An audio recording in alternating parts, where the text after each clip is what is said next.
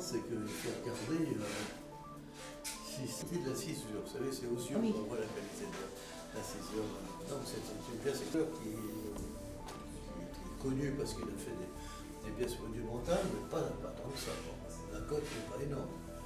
C'est dramatique parce que c'est l'histoire de France qu'on touche là.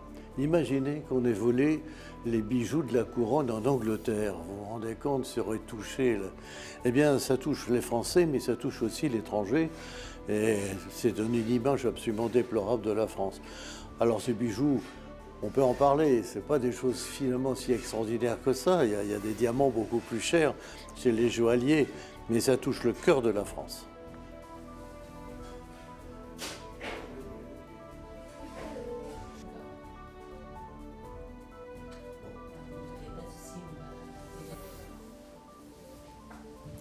Tu as le nom de la reine? Marie-Louise.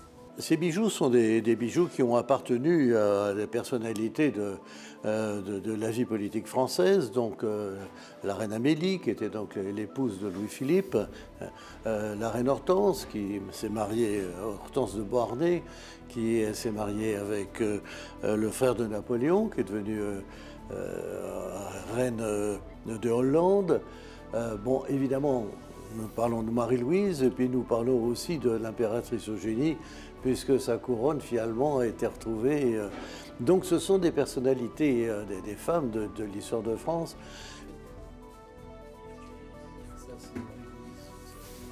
Philippe, voilà, vous voyez, on ne trouve pas, ça c'est des saphirs. Là, ici, c'est les boucles d'oreilles, toujours avec des saphirs. Oui, c'est là où peut-être éventuellement on met encore des saphirs cabochons. Qu'est-ce qu'on peut faire avec ça? Je suis pas sûr. Alors, les colliers en émeraude de Marie-Louise. Voilà, donc toujours pas là. Vous voyez, elle avait. Les colliers, c'était plutôt des rubis, ça. Voilà, l'émeraude.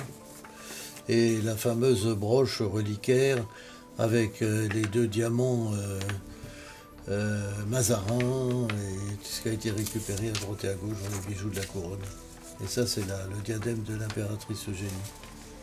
Alors la photo d'entier, là, pas un petit détail.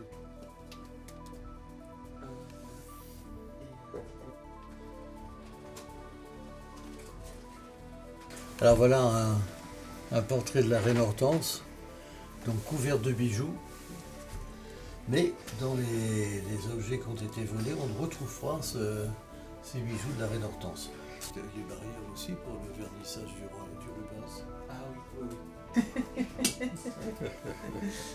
Mais il a raison, hein. Il a raison.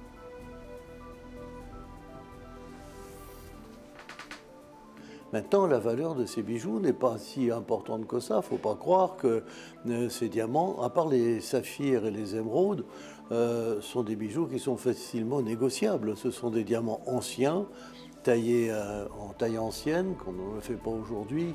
Donc, chaque bijou a un peu sa personnalité. Le président du Louvre,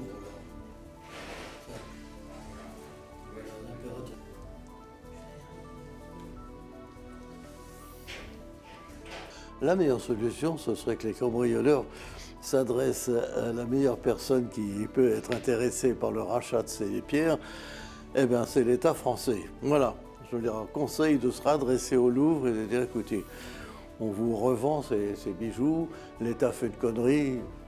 Voilà, c'est dramatique la façon dont ce cambriolage s'est passé avec autant de simplicité, on a peine à le croire. Bon, ben, quand on a fait une bêtise, on l'assume. Et peut-être la meilleure solution, c'est on récupère les bijoux, puis on installe de vrais systèmes de sécurité. Monsieur peut parler, enfin le maître peut parler, mais pas toi.